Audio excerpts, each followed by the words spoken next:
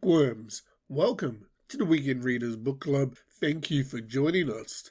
In this episode, we're discussing the book number 2 in the Handmaid's Tale series. That is The Testaments by Margaret Atwood. Now, this year, as part of the read the books that the left and the right wanted the governments to be like, we read 1984 and we read The Handmaid's Tale. I was surprised to see that The Handmaid's Tale had a sequel, number 2, The Testaments. That's what we read, and that's what we're going to discuss today. Now, I will start with this. Going into this book, all I knew was that this book was set 15 years in the future. So in my little mind, I was thinking, oh cool, Alfred in the first book gets shoved in a van and the door's closed and that's how it ends. Excellent. That's what we're going to get. We're going to get a sequel to Alfred's story from book 1. Yeah, we didn't get that. That's not what the sequel is about. Let me explain. So, while The Testaments is set 15 years in the future, Alfred, which is the main character from book 1, doesn't make an appearance. We do have an auntie from the first book, Auntie Linda. She is in this book, and we've got 2 new characters. A young woman named, I think her name is Agnes, who actually lives in Gilead, which is the area where The Handmaid's Tale is. And then we have another lady named Daisy who is living in Canada, but Daisy isn't really Daisy because her name is... can I say her name without spoiling the story? Yeah, let's just say that Daisy's name's not really Daisy. You find out who Daisy is throughout the book. So, this book is split up into 3 parts in relation to... It's got 3 different stories going at the same time. It's got Auntie Linda's story, it's got Agnes's story, it's got Daisy's story. I found this book very hard to follow in the sense that I like the storylines, especially... Well, actually, I enjoyed all 3 storylines of the main characters. I would say Aunt Linda's storyline I enjoyed the most. I enjoyed Agnes's storyline about living inside the commune, per se.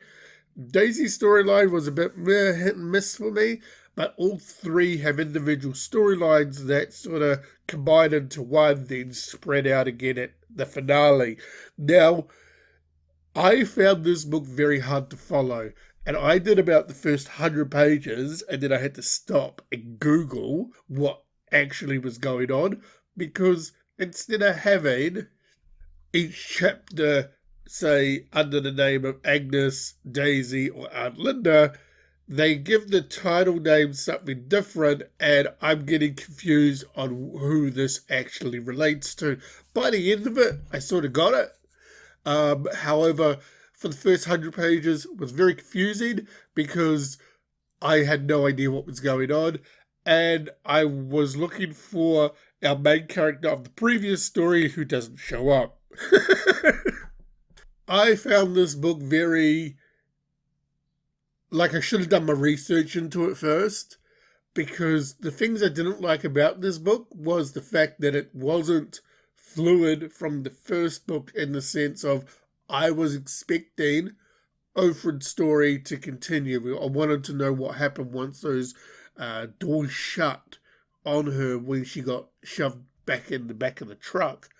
Unfortunately, we didn't get that. What we got was 3 different stories from 3 different ladies who have different impacts and parts of, say, The Handmaid's Tale or their little commune that they live at. It was enjoyable. It was hard to follow. And by the end of it, yes, I did enjoy it, but I wasn't completely over the moon with it, nor was I as involved, per se. Is involved the right word? invested, probably. I wasn't invested in this book by the end of it as I was with book one, The Handmaid's Tale. Now, that's nothing to do with Margaret Atwood's writing. It's more to do with the sense of what I was expecting going into it and what she actually delivered with two different things. So again, I think it's more you sort of need to do your research by going into a sequel, because what I thought the sequel was is not what I expected. Overall, it was a great read. Would I reread the Testaments again? Probably not. Would I recommend reading the Testaments if you're reading The Handmaid's Tale? Yeah, probably. Like, it gives you a bit more insight on the inner workings of the commune, per se, of where these people live and what they go through and how they act and why they live the way they want to live. But overall, I mean, it was very hit and miss for me, and if I had my way, I probably would have just stopped at The Handmaid's Tale #1 in hindsight. But it is what it is, right?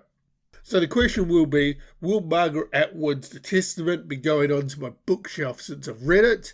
Yes and no. Yes, it will be going onto my bookshelf because it is a sequel to The Handmaid's Tale, which I did enjoy. However, if I was to judge this book separately by itself, no, it wouldn't. But because it's a sequel, I'm going to shove it up there. So at least if I want to read about doom and gloom in different worlds, I've got 1984, The Handmaid's Tale 1 and 2 to read, which will be like, oh, this is what the left wants. This is what the right wants. Oh. So, Bookworms, as it customs here at the Weekend Readers Book Club, as one book closes, another book has to open. It is now time to find out what the next read is. And Bookworms, we can confirm that the next read is The Key to Fear by Kirsten Cast. Now, this book I just picked up because it was cheap at a retail outlet. I think it was like $5.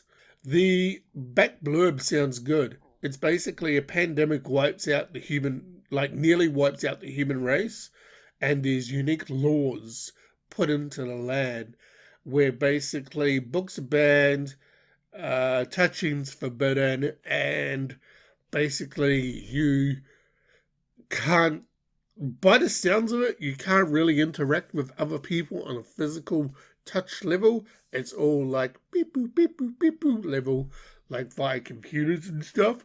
So it's going to be interesting to see how this book goes. But The Key to Fear by Kirsten Cast, you are the book that I am ready next for the Weekend Readers Book Club. So Bookworms, that was my review and discussion of The Testaments by Margaret Atwood. A book that, as I said, it was hit and miss. I enjoyed some parts, I didn't enjoy some parts. It was a sequel to Handmaid's Tale #1. You could have actually called this not a sequel and put it within the same universe as The Handmaid's Tale. It was an enjoyable read. It was confusing at times. I would say it's not as good as the original Handmaid's Tale, but hey, it's a sequel and it's what we've got. So that's my review and discussion of The Testaments by Margaret Atwood.